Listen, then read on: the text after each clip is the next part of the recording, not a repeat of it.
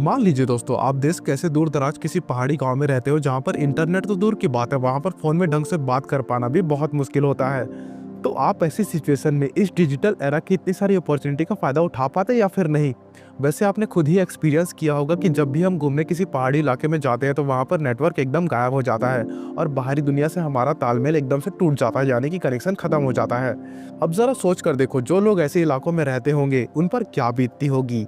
वैसे तो हमारे अंगूठे के नीचे बहुत सारी टेक्नोलॉजीज अवेलेबल है, यानी कि फिंगर टिप्स में बहुत सारी चीजें हमारे लिए अवेलेबल है, लेकिन उनसे कोसों दूर है। अब जरा एज्यूम करके देखो कि हमारे देश में भी ऐसी टेक्नोलॉजी आ जाती है जिससे जिससे कि ऐसे इलाकों में भी बिना केबल और टावर लगाए एकदम हाई स्पीड इंटरनेट प्रोवाइड किया जा सकता हो। अगर ऐसा हो जाता है तो कैसा होगा, जरा सोच कर देखिए। अब आप में से काफी सारे लोग सोच रहे होंगे कि ऐसा होता तो बहुत अच्छी बात होगी और ऐसी टेक्नोलॉजी को इंडिया में आनी भी चाहिए। लेकिन दोस्तों, आपको जानकर हैरानी होगी कि ऐसी टेक्नोलॉजी दुनिया में ऑलरेडी एग्जिस्ट हो चुकी है, जिसकी मदद से पहाड़ी और दूर दराज वाले इलाकों में भी हाई स्पीड इंटरनेट प्रोवाइड किया जा सकता है, वो भी बिना किसी केबल कनेक्शन और टावर लगाए। तो दोस्तों, स्टैटलिंक वो टेक्नोलॉजी हमारे पे नहीं आ पाता ही है। और सबसे चौंकाने वाली बात तो यह है कि साउथ स्वीडन, जो कि दोस्तों बहुत गरीब देश माना जाता है, वहां पर दोस्तों इस टेक्नोलॉजी को अडॉप्ट किया जा चुका है। अब दोस्तों, ये पर्टिकुलर देश हमारे देश से टेक्नोलॉजी के मामले में काफी पीछे है, यानी कि बहुत ज्यादा पीछे। वैसे दोस्तों, मैं आपको बता दूं कि जिस टेक्नोलॉजी के बारे में बात कर रहा हूँ उसका नाम है दोस्तों स्टारलिंक, वही इलॉन मस्क वाली कंपनी। इसका पूरा नाम है दोस्तों स्टारलिंक सैटेलाइट इंटरनेट सर्विसेज। जैसे ही दोस्तों इस टेक्नोलॉजी की इंडिया में आने की बात शुरू हुई, वैसे ही दोस्तों करंट टेलीकॉम ऑपरेटर की नींद हराम हो गई। वैसे दोस्तों, वो क्या कारण है जिनकी वजह से ये टेक्नोलॉजी इंडिया में नहीं आ पा रही है? तो चलिए दोस्तों, इन्हीं कारणों के बारे में इस वीडियो में डिटेल में बात करते हैं। तो दोस्तों, वीडियो को शुरुआत करने से पहले इस वीडियो को लाइक कर दीजिए और इस चैनल को सब्सक्राइब कर दीजिए ताकि ऐसी इन्फॉर्मेटिव वीडियो दोस्तों मैं आप तक लाता रहूं। So let's begin. अब दोस्तों, सबसे पहले तो ये समझ लो कि स्टारलिंक एग्जैक्टली है क्या। देखिए, ये एक इंटरनेट सर्विस प्रोवाइडर है जिसे अमेरिकी स्पेसएक्स ने डेवलप किया है, जो कि दोस्तों आप जानते ही होंगे एलोन मस्क की एक कंपनी है। साल 2019 में दोस्तों एलोन मस्क ने इस प्रोजेक्ट को शुरू किया था, वो भी इस मकसद से कि दुनिया के हर एक कोने में हाई स्पीड इंटरनेट पहुंचाई जा सके, वो भी डायरेक्टली सैटेलाइट की मदद से, ताकि आज की डिजिटल दुनिया में इंटरनेट जैसी जरूरी चीज हर किसी के लिए अवेलेबल हो सके। अब देखो दोस्तों, हमारे देश में जितने भी टेलीकॉम ऑपरेटर हैं, जैसे कि दोस्तों जियो हो गया, एयरटेल हो गया या फिर वीआई, ये सभी की सभी कंपनीज या तो जमीन के अंदर केबल बिछा या फिर मोबाइल टावर के जरिए आपको लगभग 50 Mbps तक की इंटरनेट सर्विस प्रोवाइड करती है। लेकिन दोस्तों स्टारलिंक डायरेक्टली सैटेलाइट की सिग्नल का इस्तेमाल करती है, जिससे लगभग 100 Mbps तक का हाई स्पीड इंटरनेट मिल पाता है, यानी कि दोस्तों इंडिया के दूसरे सभी टेलीकॉम ऑपरेटर की तुलना में डबल। जैसा कि दोस्तों मैंने आपको पहले भी बताया कि इसकी मदद से रिमोट लोकेशंस में भी high speed internet service provide की जा सकती है, खास तौर से दोस्तों पहाड़ी और रेगिस्तानी इलाकों में। अब आपके मन में दोस्तों एक सवाल आ रहा होगा कि ऐसा पॉसिबल कैसे हो सकता है। अब दोस्तों, इस सवाल का जवाब जानने से पहले आपको यह समझना होगा कि स्टारलिंक कंपनी आखिर काम कैसे करती है, यानी कि दोस्तों उनका वर्किंग मॉडल क्या है। देखो दोस्तों, स्टारलिंक अपने सैटेलाइट को लो अर्थ ऑर्बिट में प्लेस करता है। वैसे दोस्तों, एक और जानकारी आपको देनी थी कि अर्थ के बाहर 3 तरीके की ऑर्बिट होती है। सबसे पहला है दोस्तों LEO, यानी कि लो अर्थ ऑर्बिट। ध्यान से सुनो भाई, ध्यान से। अर्थ से जो इसकी दूरी होती है ना दोस्तों, वो होती है 500 किलोमीटर से लेकर 1200 किलोमीटर तक। दूसरा होता है दोस्तों MEO, यानी कि मीडियम अर्थ ऑर्बिट। ध्यान से सुनो बे, जो स्कूल में नहीं पढ़ा था वो मैं पढ़ा रहा हूँ, तो मेरी इज्जत करो थोड़ी सी और ध्यान से सुनो, आगे और जानने को बहुत कुछ मिलेगा। So let's get back to the topic. MEO की दूरी दोस्तों अर्थ से 5000 किलोमीटर से लेकर 20,000 किलोमीटर तक होती है, यानी कि अर्थ सरफेस से। और दोस्तों इस ऑर्बिट का इस्तेमाल बेसिकली GPS और नेविगेशन के लिए किया जाता है।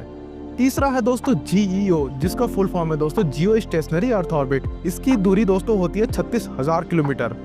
वैसे दोस्तों इसका इस्तेमाल मौसम विभाग और DTH में, यानी कि टेलीविजन में होता है। अब दोस्तों स्टारलिंक लो अर्थ ऑर्बिट में इसलिए सैटेलाइट लॉन्च करता है क्योंकि यहाँ पे सैटेलाइट लॉन्च करने से सैटेलाइट और रिसीवर के बीच में जो दूरी होती है वो कम होती है, यानी कि बहुत कम होती है, जिसकी मदद से डाटा का आदान प्रदान हो सके और हाई स्पीड डाटा भी मिल सके हमें। साथ ही ये सारे के सारे सैटेलाइट एक मास नेटवर्क बनाते हैं, जिससे रिमोट लोकेशन में भी डाटा डायरेक्टली पहुंच सकता है।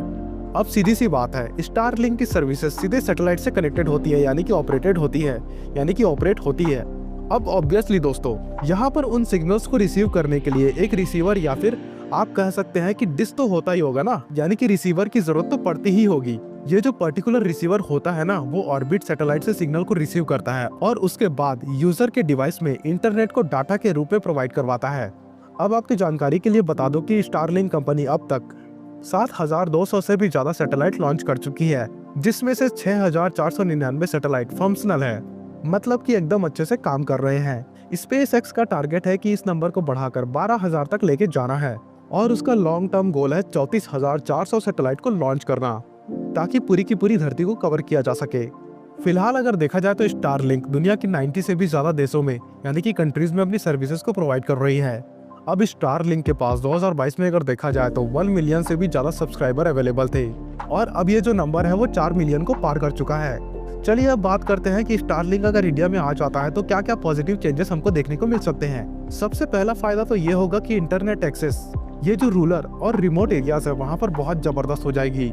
जैसा कि मैंने वीडियो में पहले ही आपको बता दिया था कि हमारे देश के पहाड़ी और दूर दराज इलाकों में जहां पर आज के टाइम में इंटरनेट फैसिलिटी पहुंचना बहुत बड़ी बात होती है, वहां पर स्टारलिंक अपनी सर्विसेज को बहुत इजीली प्रोवाइड कर सकता है, जिसकी मदद से वहां के लोग इस डिजिटल एरा की अपॉर्चुनिटी को आसानी से ग्रैब कर सकते हैं। दोस्तों आज जितने भी लोग मेट्रो सिटीज में रहते हैं उनके एक फिंगर टिप पे सारी इन्फॉर्मेशन अवेलेबल होती है, लेकिन दोस्तों जो लोग रिमोट एरियाज में रहते हैं या फिर लोकेशंस पे रहते हैं उनके पास तो इंटरनेट सर्विसेज भी अवेलेबल नहीं होती दोस्तों, तो इन्फॉर्मेशन को गैदर करना उनके लिए थोड़ा सा मुश्किल हो जाता है। अब जैसे कि दोस्तों स्टारलिंक अगर इंडिया में आता है तो रिमोट एरियाज में रहने वाले लोगों के लिए ऑनलाइन एजुकेशन लेना दोस्तों बहुत ही ज्यादा इजी हो जाएगा और अगर उनको कोई भी इन्फॉर्मेशन चाहिए होगी तो वो उनके फिंगर टिप पर अवेलेबल होगी। तीसरी इंप्रूवमेंट है दोस्तों हेल्थ केयर। अब दोस्तों अगर देखा जाए तो रूरल एरियाज में छोटे छोटे अस्पताल या फिर क्लिनिक हुआ करते हैं, तो ऐसी जगहों पर दोस्तों इंटरनेट की मदद से दवाइयों को पहुंचाना जैसे कि दोस्तों मेडिसिन का इंपोर्ट इजी हो जाएगा। अब दोस्तों हमारे देश में कई सारे ऐसे इलाके हैं जहाँ पर हॉस्पिटल तो अवेलेबल है लेकिन टाइम पर वहाँ पर अच्छे डॉक्टर पहुँच नहीं पाते। अब दोस्तों यहाँ पर स्टारलिंक की हेल्प से ऐसे इलाकों में रहने वाले लोगों को टाइम पे ट्रीटमेंट मिल सकती है दोस्तों वीडियो कॉल के जरिए। अब इसका सीधा सा मतलब ये होगा दोस्तों कि हेल्थ केयर रूरल एरियाज में काफी इंप्रूव हो जाएगा। नंबर 4 है दोस्तों इकोनॉमिक बेनिफिट।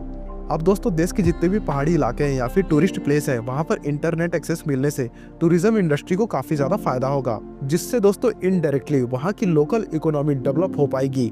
इसके अलावा दोस्तों हाई स्पीड इंटरनेट की वजह से जो लोग हैं वो ई कॉमर्स और कंटेंट क्रिएशन का भी एडवांटेज ले पाएंगे, जिससे दोस्तों फायदा ये हो पाएगा कि वहाँ पे रहने वाले लोगों को करियर के कुछ नए ऑप्शंस मिल पाएंगे।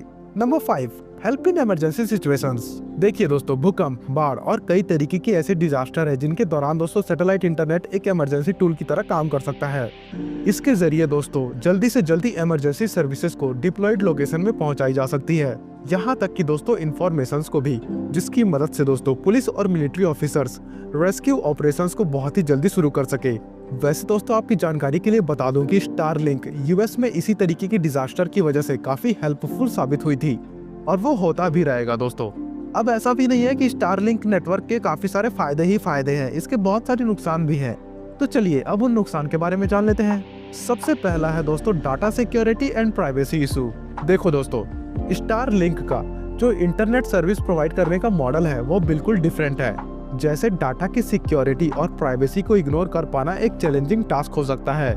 जैसा कि दोस्तों मैंने आपको पहले क्लियर किया था कि स्टारलिंक की सर्विसेज सैटेलाइट नेटवर्क के थ्रू काम किया करती है और स्टारलिंक की मैक्सिमम सैटेलाइट्स दोस्तों फॉरेन टेरिटरीज में फंक्शन करती है। इसके अलावा दोस्तों यूजर के डाटा को देश के बाहरी सर्वर्स में भी स्टोर किया जाता है। अब दोस्तों ऐसे में अगर हमारा डाटा फॉरेन सर्वर्स में स्टोर होता है तो हमें डाटा से जुड़ी यानी कि सिक्योरिटी इश्यूज को फेस करना पड़ सकता है। अब दोस्तों यहाँ पे दूसरा दिक्कत है प्राइसिंग। अब स्टारलिंक की जो स्टैंडर्ड प्लान की फीस है वो यूएस में $120 के आसपास है, वो भी दोस्तों पर मंथ। इसको दोस्तों अगर आप इंडियन रुपीस में कन्वर्ट करोगे तो ये बनता है 10,115 रुपए, यानी कि महीने के 10,000 रुपए देने पड़ेंगे तुमको। अब दोस्तों आप खुद ही सोच कर देखिए जो लोग देश के दूर दराज इलाकों में रहते हैं वो लोग स्टारलिंक की सर्विसेज को अफोर्ड कर पाएंगे या फिर नहीं।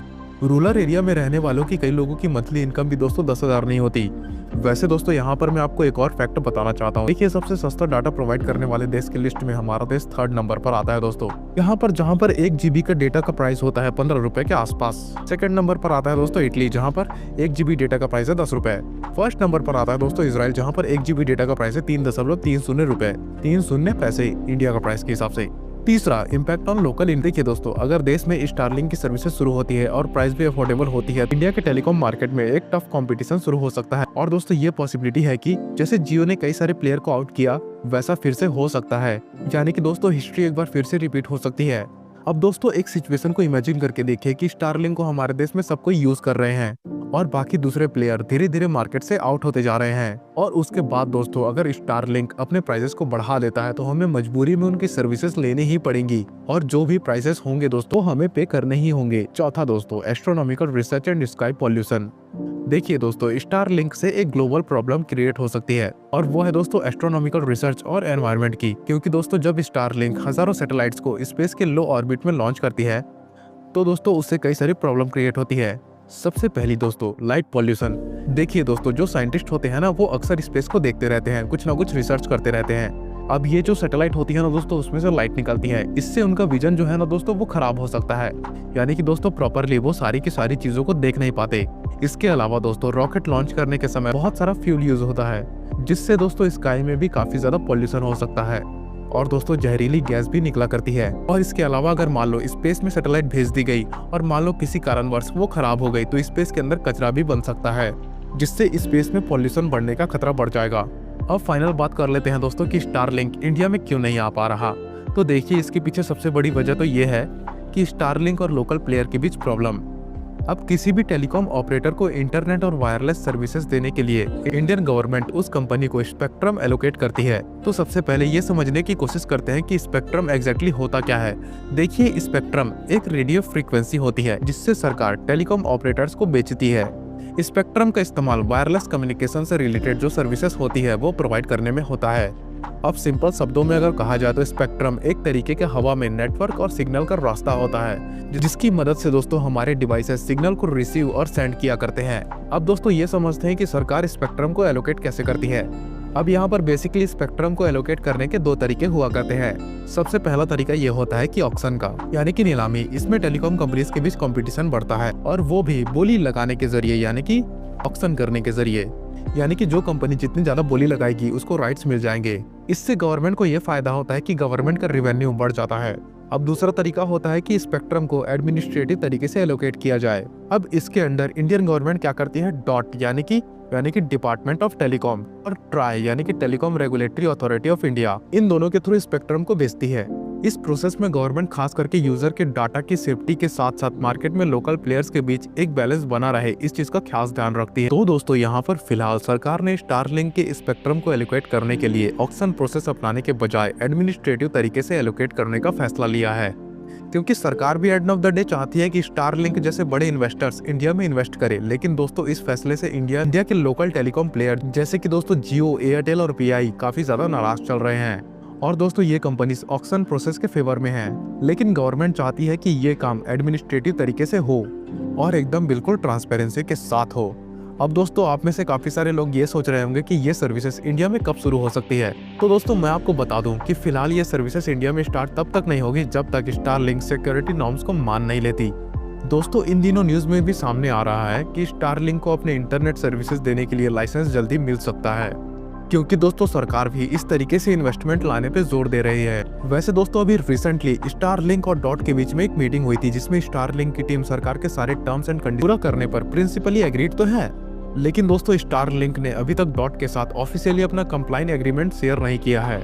इसके अलावा दोस्तों टेलीकॉम मिनिस्टर ज्योतिरादित्य सिंधिया ने तो ये तक कह दिया है कि अगर स्टारलिंक सिक्योरिटी से जुड़े सरकार के रूल्स एंड रेगुलेशन को पूरा करेगी तो ट्राई के रिकमेंडेशन के हिसाब से गवर्नमेंट उसको लाइसेंस दे सकती है।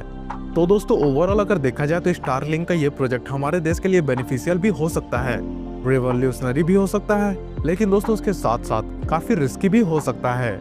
अब दोस्तों आपका क्या मानना है इस पर्टिकुलर मुद्दे पर, नीचे कमेंट में अपनी राय जरूर दीजिएगा। धन्यवाद।